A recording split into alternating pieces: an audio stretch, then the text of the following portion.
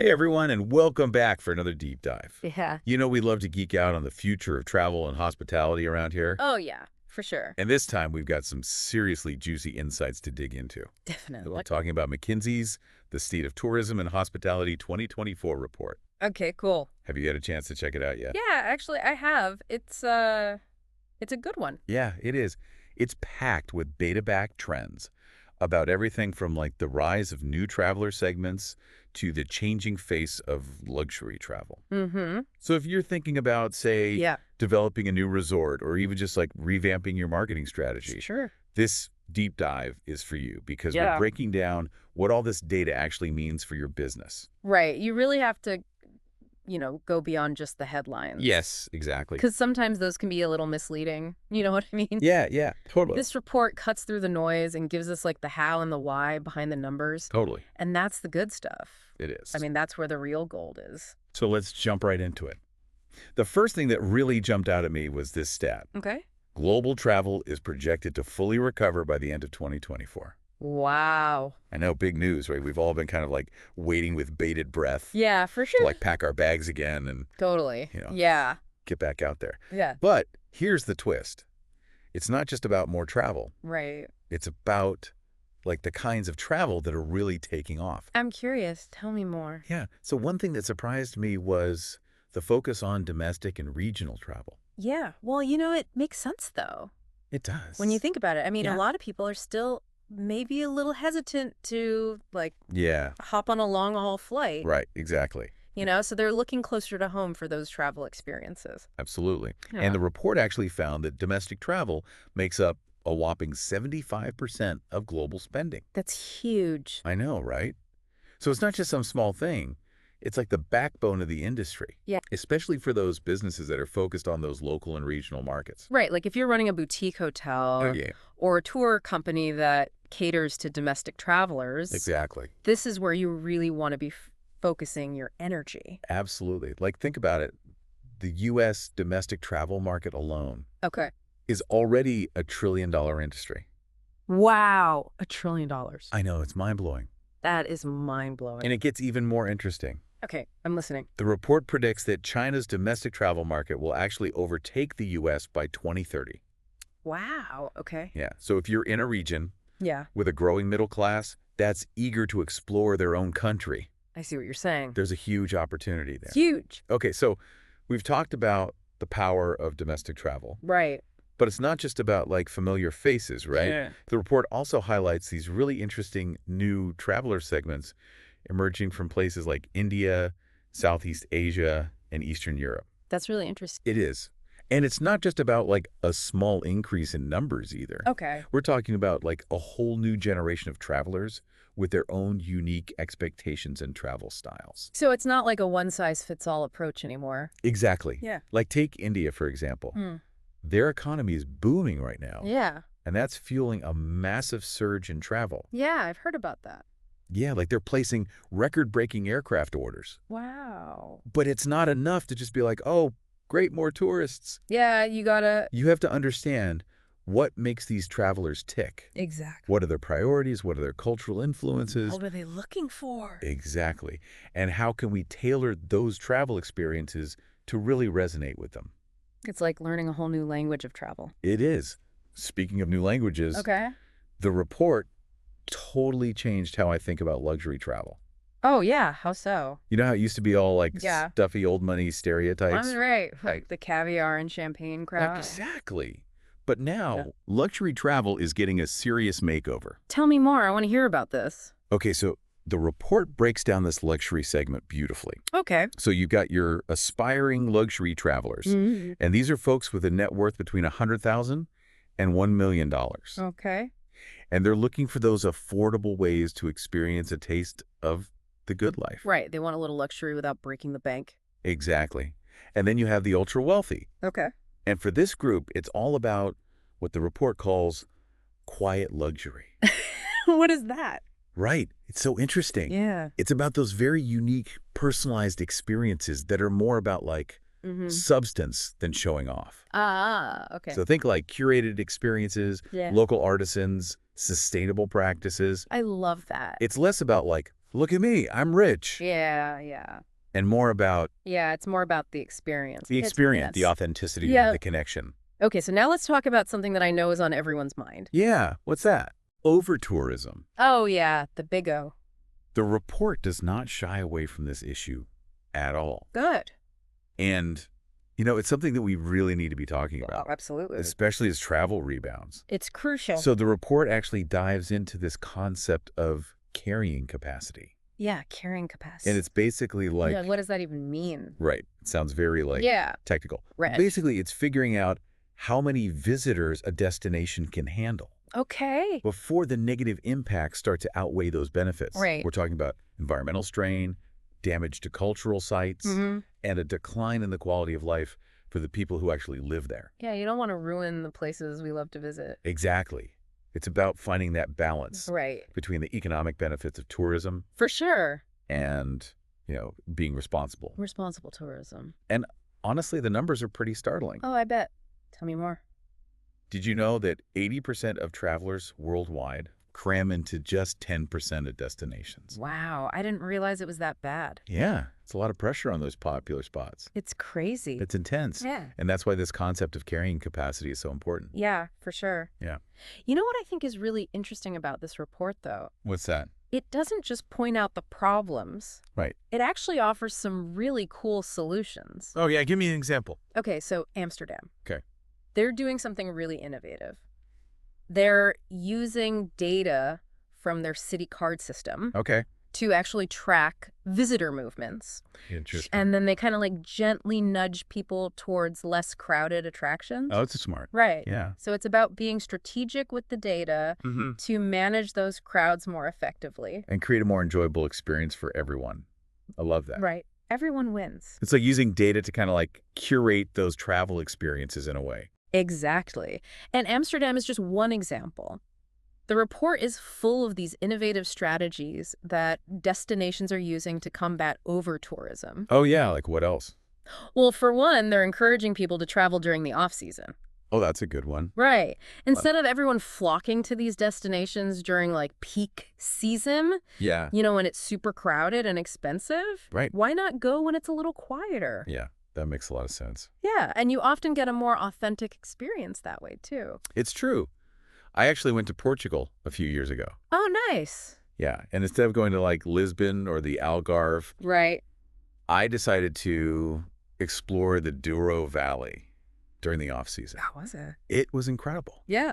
Yeah, the vineyards were peaceful, the prices were lower, Nice. and I just felt like I got this really intimate experience that I wouldn't have had during the peak season. You got to see the other side of it. Exactly. That's awesome. Yeah, I'm a big fan of the off-season travel. Me too. Me too. And it's not just about spreading out visitors geographically either. It's about understanding those unique needs and desires of different traveler segments. Oh yeah, like those emerging markets we talked about earlier. Uh, Like what are they looking for in a travel experience? Right. How can we tailor our offerings to their specific cultural preferences and travel styles? It's all about personalization. Exactly. Yeah. So customizing those marketing campaigns, Yeah. providing translated materials, even just being mindful of dietary restrictions. Those little things can make a big difference. They really can. It's all about making everyone feel welcome and understood. I love that. Yeah. It's so important. It is. The report actually mentions this really interesting example. Oh, yeah. Yeah, so Azerbaijan. Okay. They decided to streamline their visa process for Indian visitors. Interesting. And you know what happened? What? They saw a 5-fold increase in arrivals from India. Wow. Just from that one little change. That's amazing. I know, right? It's like a little tweak can have a ripple effect. Exactly. So yeah, it really highlights the potential of these emerging markets if we just approach them in the right way. For sure. And you know what else is really exciting? What's that? The role of technology in all of this. Oh yeah, technology is It's a game changer. it's huge. Right. Yeah, and it's only getting bigger. Oh, absolutely. The report talks about how AI-powered tools can help personalize itineraries, recommend hidden gems based on your interests, Yes. even provide real-time translations. Like having a personal travel agent in your pocket. I know, right? It's incredible. It's like every stage of the journey can be enhanced by technology now. Exactly. And it's not just about convenience either. You're right. It can also play a key role in promoting sustainable tourism practices. Oh yeah, how so? Well, imagine using data analytics to monitor visitor numbers at popular attractions Okay. and then sending out alerts when the capacity is reaching its limit. Oh, that's smart. Right. So you can kind of like prevent overcrowding, protect those fragile ecosystems. It's about being proactive. Exactly. Using technology to not just enhance the travel experience, Right. but also to preserve these destinations for future generations. I love that. Yeah, it's a powerful tool. It is. But, with all this talk about technology, Yeah. I have to admit there's still something to be said for that human touch, Oh, I totally agree. Yeah, like that personal connection that really makes a trip special. it's true. You can't replace that. You can't. And speaking of which, Yeah. did you know that travel agents are actually making a comeback? Really? Yeah, That's true. That's so interesting. I know. Seems counterintuitive, right? I would have thought so with all the online booking platforms and Mhm. everything these days. You'd think they'd be obsolete. Yeah, but apparently not. No. So the report talks about how people are kind of realizing that sometimes Yeah. you just can't beat that expertise and that personalized service of a human travel advisor. They just take care of everything for you. Exactly. Like you're telling me all your needs, your Right. interests, Your budget. your budget, and they're curating this experience that's tailored to you. It's like having a personal concierge for your vacation. Yes. And the report says that luxury travelers in particular, Mm-hmm. they're the ones who are really turning to these travel advisors. Because they want that high-touch experience. They do. They want somebody who can navigate those complex itineraries, Right. secure exclusive access to events and experiences. Yeah, and they have the connections to do it. Exactly. So it makes sense, right? It does. When you're investing that much money and time in a trip, For sure. you want somebody who really understands your needs Absolutely. and can create this seamless, unforgettable experience. It's worth it for that peace of mind. Totally. Good. And it's really cool? What's that? A lot of these travel advisors are now using technology to enhance their services. Oh, interesting. How so? So they're offering online portals, personalized recommendations based on your travel history, That makes sense. 24/7 support. So they're combining their expertise with the convenience of technology. Exactly. It's like the best of both worlds. That's really smart. It is. Okay, so let's move on to another trend that I'm personally really excited about. Okay. Wellness travel. Oh, yes. Wellness travel. Have you done much wellness travel yourself? I have. I've done a few yoga retreats. Oh, cool. Yeah. I love that. It's amazing. Yeah, it seems like it's more than just spa days and massages now. Oh, it's so much more than that. Yeah. Like the report talks about how it's evolving to encompass this more holistic approach to well-being. So it's like mind, body, and soul. Exactly. It's Right. not just about pampering your body. Right. It's about nourishing your mind and spirit as well. That's awesome. Yeah, we're talking about things like yoga retreats, Mm-hmm. meditation workshops, No? farm-to-table dining experiences, I love that. outdoor adventures that connect you with nature. It's like that connection with nature is so important for well-being, too. It is. Yeah. It's about finding ways to integrate wellness into every aspect of your trip. I love that. And it sounds like hotels and resorts are really starting to catch on to this trend. Oh, yeah, they're all over it. Okay. They're offering personalized wellness programs, Okay. incorporating local healing traditions, Interesting. creating spaces that promote tranquility and mindfulness, I love that. because they're realizing that travelers today, Yeah. they want more than just a change of scenery. They want transformation. Exactly. I love that. They're seeking lasting well-being. Okay, so tell me about this wellness retreat you went on. Oh, yeah. So I went to this amazing retreat in Bali last year. Oh, wow, Bali. I know, right? That's like the dream. It was incredible. Yeah. They had this program that combined yoga, meditation, Okay. healthy cuisine, and these traditional Balinese healing practices. Wow, what are those like? Oh my gosh, it was amazing. Yeah. They use these ancient techniques. It's like massage and aromatherapy and energy healing. Wow, and you felt amazing afterwards. I felt like a new person. That's awesome. It was exactly what I needed. It's like you come back and you're like, okay, I'm ready to face the world again. Right.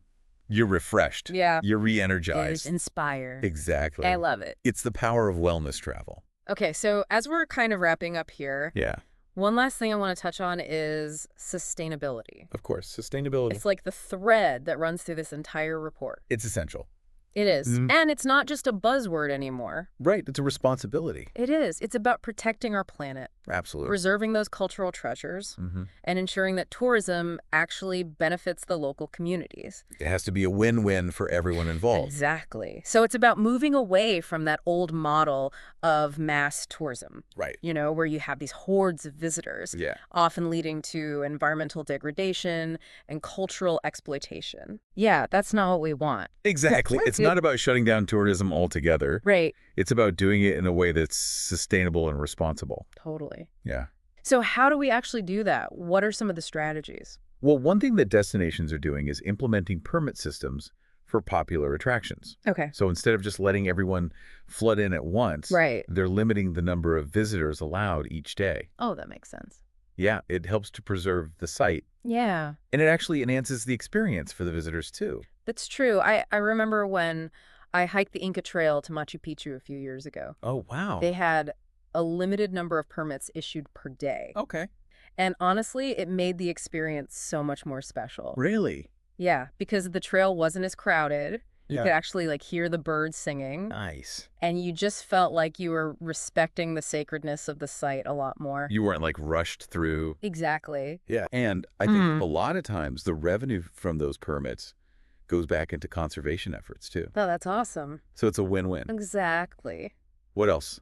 What are some other strategies? Well, we talked about this a little earlier, but promoting off-season travel is huge. Oh, yeah. That's a good one. Right, like encouraging people to visit during the shoulder seasons when it's less crowded. Less expensive, hopefully. Exactly. And often you get a more authentic experience that way, too. So true. Okay, so we've talked about spreading out visitors over time. Right. But what about geographically? Yeah, that's key, too. Right. So instead of concentrating everything in those few well-trodden spots, Right. destinations are starting to develop new attractions and accommodations in lesser-known areas. Oh, interesting. Yeah, so it not only eases the pressure on those popular spots, Right. but it also gives travelers more options. Yeah. And it helps to distribute those economic benefits more widely. I love that. Yeah. It's all about spreading the love. Exactly. Okay, so we've talked about a lot of challenges here. Yeah. But what I really appreciate about this report is that it's not all doom and gloom. Right. There are solutions. There are. And it seems like technology has a big role to play in all of this. Oh, absolutely. Technology is essential for creating a more sustainable future for travel. Okay, so how so?